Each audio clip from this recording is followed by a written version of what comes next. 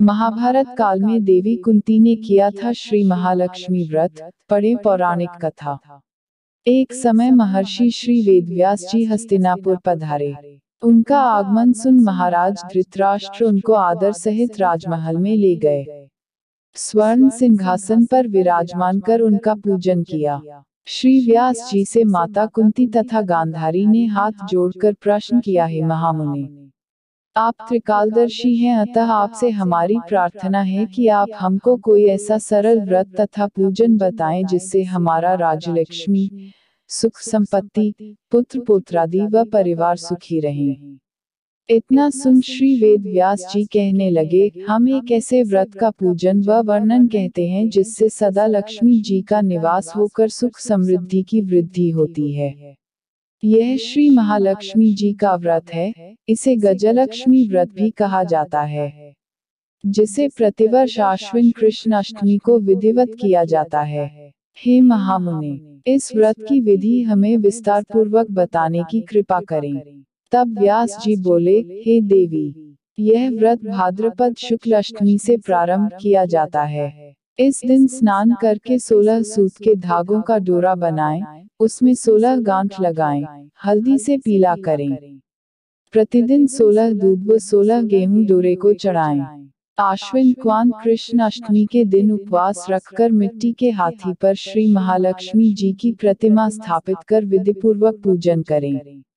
इस प्रकार श्रद्धा भक्ति सहित महालक्ष्मी जी का व्रत पूजन करने से आप लोगों की राज्यलक्ष्मी में सदा अभिवृद्धि होती रहेगी। इस प्रकार व्रत का विधान बताकर श्री वेदव्यास जी अपने आश्रम को प्रस्थान कर गए। इधर समयानुसार भाद्रपद शुक्ल अष्टमी से गांधारी तथा कुंती अपने अपने महलों में नगर की स्त्रियों सहित व्रत का आरंभ करने लगी। इस प्रकार 15 दिन बीत गए। 16वें दिन आश्विन कृष्ण अष्टमी के दिन गांधारी ने नगर की सभी प्रतिष्ठित महिलाओं को पूजन के लिए अपने महल में बुलवा लिया। माता कुंती के यहाँ कोई भी महिला पूजन के लिए नहीं आई। साथ ही माता कुंती को भी गांधारी ने नहीं बुलाया। ऐसा करने से माता कुंती ने अपना बड़ा अपमान समझा। उन्होंने पूजन की कोई तैयारी नहीं की एवं उदास होकर बैठ गईं। जब पांचों पांडव युधिष्ठिर, अर्जुन, भीम, नकुल और सहदेव महल में आए तो कुंती को उदास देखकर पूछा, हे माता, आप इस प्रकार उदास क्यों हैं? आपने पूजन की तैयारी क्यों नहीं की? तब माता कुंती ने कहा, हे पुत्र, आज महालक्ष्मी जी के व्रत का उत्सव गांधारी के महल में मनाया जा रहा है।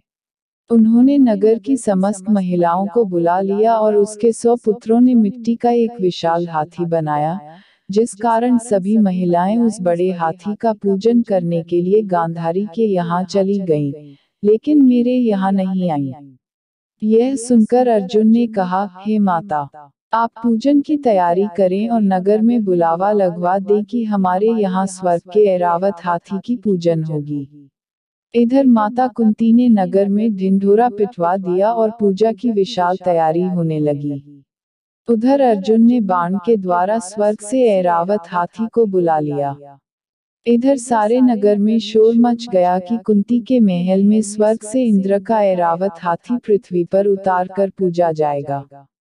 समाचार को सुनकर नगर के सभी नर नारी, बालक एवं वृद्धों की भीड़ एकत्र होने लगी। उधर गांधारी के महल में हलचल मच गई। वहां एकत्र हुई सभी महिलाएं अपनी अपनी थालियां लेकर कुंती के महल की ओर जाने लगी।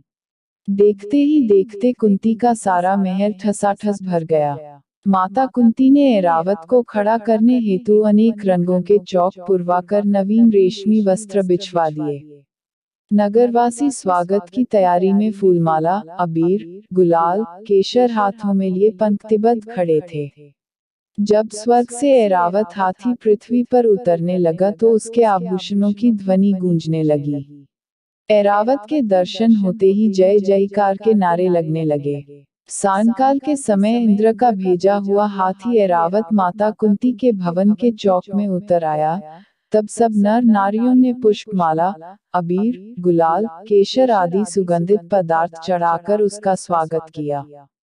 राज्य पुरोहित द्वारा ऐरावत पर महालक्ष्मी जी की मूर्ति स्थापित करके वेद मंत्रोच्चार द्वारा पूजन किया गया। नगरवासियों ने भी महालक्ष्मी पूजन किया। फिर अनेक प्रकार के पकवान लेकर ऐरावत को खिलाए और यमुना का जल उसे पिलाया गया। राज्य पुरोहित द्वारा स्वस्ति वाचन करके महिलाओं द्वारा महालक्ष्मी का पूजन कराया गया। 16 गांठों वाला डोरा लक्ष्मी जी को चढ़ाकर अपने अपने हाथों में बांध लिया। ब्राह्मणों को भोजन कराया गया। दक्षिणा के रूप में स्वर्ण आभूषण, वस्त्र आदि दिया गया। तत्पश्चात महिलाओं ने मिलकर मधुर संगीत लहरियों के साथ भजन कीर्तन कर संपूर्ण रात्रि महालक्ष्मी व्रत का जागरण किया। दूसरे दिन प्रातः राज्य पुरोहित द्वारा वेद मंत्रोच्चार के साथ जलाशय में महालक्ष्मी जी की मूर्ति का विसर्जन किया गया। फिर ऐरावत को बिदाकर इंद्रलोक को भेज दिया। इस प्रकार जो स्त्रियां श्री महालक्ष्मी जी का विधिपूर्वक व्रत एवं पूजन करती हैं, उनके घर धन धान्य से पूर्ण रहते हैं तथा उनके घर में महालक्ष्मी जी सदा निवास करती हैं। इस हेतु महालक्ष्मी जी की यह स्तुति अवश्य बोलें। महालक्ष्मी नमस्तुभ्यं सुरेश्वरी, हरि प्रिय नमस्तुभ्यं दयानिधे।